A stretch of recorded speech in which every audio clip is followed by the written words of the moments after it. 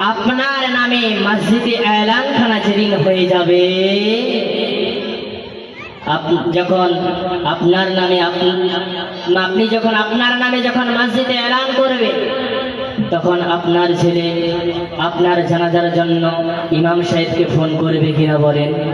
জোরে বলুন, ফোন করবে কিনা বলেন? ফোন করে কি বলবে? ইমাম সাহেব কোথায় আছেন? বলে বাবু আমি তো একটু আমার এই যে মালবাজারে এসেছি। বলে কেন? এখানে আমার আর্জেন্ট কাজ আছে, আজকে যেতে পারবো না। বলে সর্বনাশ, কি হয়েছে? ইমাম সাহেব আমার বাবার জানাজা 10টার সময়, আপনি আসবেন কি আসবেন না আপনি ভেবে দেখবেন, ফোন কেটে দিলাম। এই বলে ইমাম সাহেব আর ওখানে থাকবে? জোরে বলুন থাকবে? যদি থাকে চাকরি থাকবে? জোরে বলুন থাকবে? ইমাম সাহেবের যতই তারা থাকুক না কেন, ইমামতি চাকরি বাঁচানোর জন্য ছুটে ছুটে চলে আসবে। আসবে কিনা বলেন? আসার পরে যখন আপনার লাশটা সামনে রেখে ইমাম সাহেব আল্লাহু আকবার বলে নিয়ত করবে, নিয়ত বাঁধবে। এবার সত্যিকারে বলেন তো ইমাম সাহেবের মনটা কোথায় থাকবে? মনটা কোথায় থাকবে? হক কথা বলে দিচ্ছি, চাই আপনি হন চাই আমি হই, মালবাজারে থাকবে। থাকবে কিনা বলেন? আর মনে মনে বলবে তোরা সেই মরার দরকার ছিল, কালকে মরতে পারিস নাই, আমার ওখানে আর্জেন্ট কাজ ছিল। বলবে কিনা বলেন? কিন্তু বাপজানেরা আমার একটুখানি ভাবি, সেই জায়গায় যদি আপনার ছেলে হতো, আপনার ছেলে যদি এই মাদ্রাসা পড়ানেওয়ালা হতো, আপনার ছেলে যদি স্কুলের সাথে সাথে এই মাদ্রাসায় সকাল বিকাল পড়াশোনা করতো, হাফিজ সাহেব অন্য উলামা ইকরামরা আপনার ছেলেকে পাশে বসিয়ে জানাজার দোয়াগুলো মুখস্থ করাইতো, সামনে একটা ঢিবু বানিয়ে দিয়ে জানাজার প্র্যাকটিস করাতো, যার কারণে আপনি যেদিন মারা যেতেন আপনার ছেলে দুনিয়ার কাউকে জানাজার জন্য দাঁড়াইতে দিত না, সেদিন আপনার ছেলে নিজেই জানাজায় দাঁড়িয়ে যেত। সেই দিনটা কেমন হতো? ছেলে আল্লাহু আকবার বলে নিয়ত বাঁধবে, আর মনে মনে বলবে আল্লাহ, মনে মনে বলবে আব্বা এই নামাজ শিখানোর জন্য কতই না কষ্ট করেছিলে তুমি, এই নামাজ শিখানোর জন্য কতই না ধমক দিয়েছিলে তুমি, কতই না লাঠি দিয়েছে তুমি, লাঠি দিয়ে মেরেছো তুমি। বাবা তুমি আজকে দেখে নাও, আমি দুনিয়ার কাউকে আপনার জানাজার জন্য দাঁড়াইতে দেই নাই, আমি আপনার ছেলে হয়ে নিজেই জানাজায় দাঁড়িয়ে গেছি। সেই দিনটা কেমন হবে? এবার বলুন তো, একদিকে যদি দুনিয়াও ডুবে যায় আপনার ছেলের মনটা কোথায় থাকবে?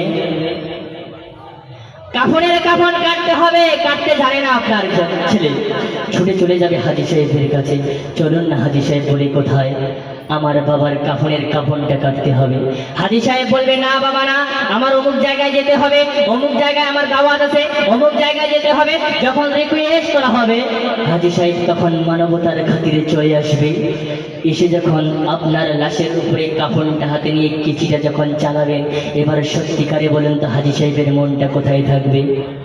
জোরে বলুন কোথায় থাকবে? দাওয়াত বাড়িতে থাকবে কিনা বলেন? আর মনে মনে বলবে তোর আজকেই মরার দরকার ছিল, কালকে মরতে পারিস নাই, আমার ওখানে বিরিয়ানির দাওয়াত ছিল, বড় দাওয়াত ছিল, সেখানে না গেলে মানুষ কি ভাববে? বলবে কিনা বলেন?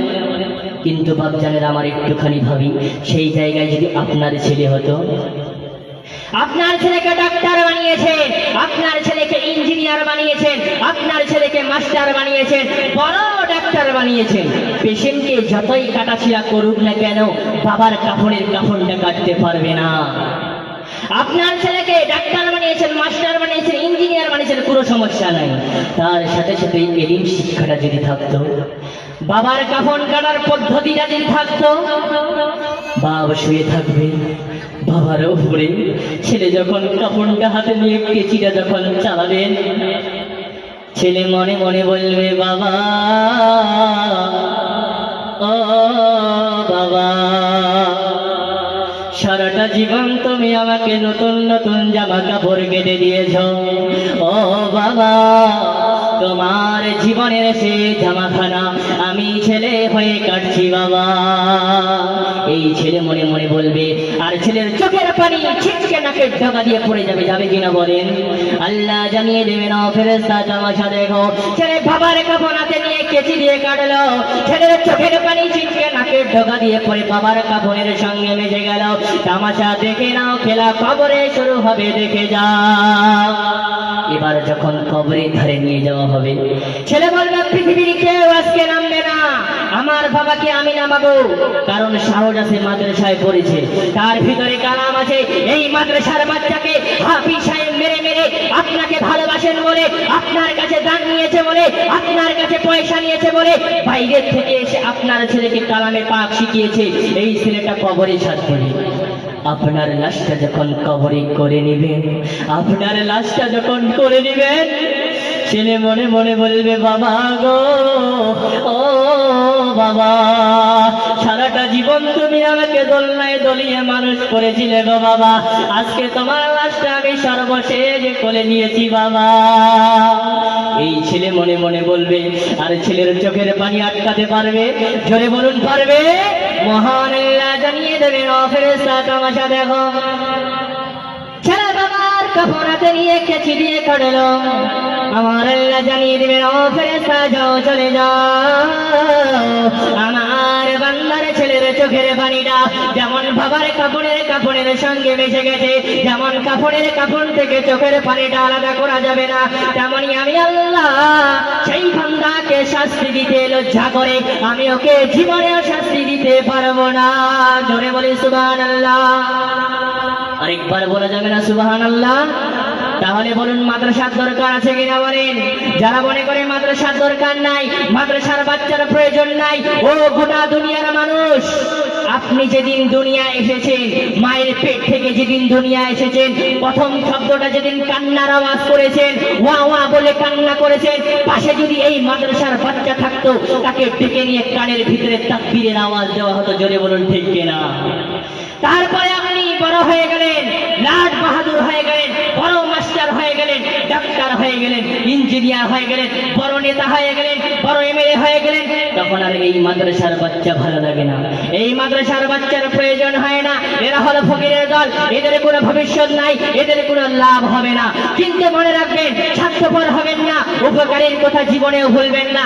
আপনি যখন যৌবনে পা দিয়েছেন, ফুটন্ত গোলাপ ফুলের মতো চেহারা দেখে, মেয়ে দেখে বিয়ের প্রস্তাব দিয়েছেন, বিয়ে ঠিক হয়ে গেল, গোটা এলাকায় দাওয়াত করেছেন, বড় বড় পাঁচখানা খাসি জবাই করেছেন, বড় বড় গরু জবাই করেছেন, গোটা এলাকায় দাওয়াত করে ভিআইপি চেয়ারে বসিয়েছেন, সমস্ত মানুষেরা পেট ভরে খেয়ে নেবে, আপনার লক্ষ লক্ষ টাকা হজম করে দিবে।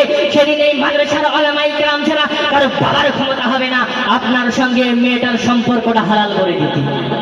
সেদিন এই বাবার কারো ক্ষমতা হবে না, সেদিন এই মাওলানা ছাড়া আপনার সঙ্গে ওই মেয়েটার সম্পর্কটা জড়িয়ে দিতে। তখন এই মাদ্রাসার দরকার হলো, তখন এই মাদ্রাসার উলামায়ে কেরামদের দরকার হলো, তখন এই মাদ্রাসার মাওলানার দরকার হলো, তখন এই মাদ্রাসার বাচ্চার প্রয়োজন হলো।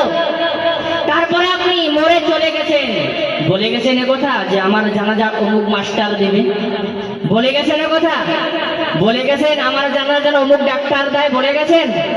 এদিকে যান চলে যার ছেলেকে বলে গেছেন, বাবা আমি যখন দুনিয়া ছেড়ে চলে যাব, আমার জানাজা যেন চাত্রা মাদ্রাসার হাফিজ কেরাম দেয়, ওই চাত্রা মাদ্রাসার ইমাম সাহেব দেয়, চাত্রা মাদ্রাসার ওই তালিবে ইলম দেয়, বলে যায় কিনা বলেন? তারপরে আপনি মরে কবরে চলে গেলেন, আপনার ছেলে দুনিয়ায় বেঁচে থেকে বলবে, আজকে বাবা কবরে শুয়ে আছে, জানি না বাবার কবরে জাহান্নামের আগুন এসেছে কিনা। এবার বলুন তো, এই মনে মনে ভাবার পরে দাওয়াত করতে কোথায় যায়? স্কুলে দাওয়াত করতে যায়, কলেজে দাওয়াত করতে যায়, তখন ছুটে আসে মাদ্রাসার হুজুরদের কাছে, হুজুর আপনার মাদ্রাসার 5টা 10টা বাচ্চা পাঠিয়ে দিন, বাবা কবরে শুয়ে আছে, জানি না বাবার কবরে জাহান্নামের আগুন এসেছে কিনা। আপনার 5টা 10টা বাচ্চা পাঠিয়ে দিন, কালামে পাক খতম করতে হবে, এই খতম করার কারণে আমার বাবার কবরখানা যেন নাজাতের ওসিলা হয়ে যায়, এরকম আশা করে কিনা বলেন? তাহলে বুঝা গেল আমার সব বাহাদুরি যদি আমার শুরু থেকে শেষ পর্যন্ত এই মাদ্রাসাওয়ালা ছাড়া আপনার আমার সামনে কেউ এলো না।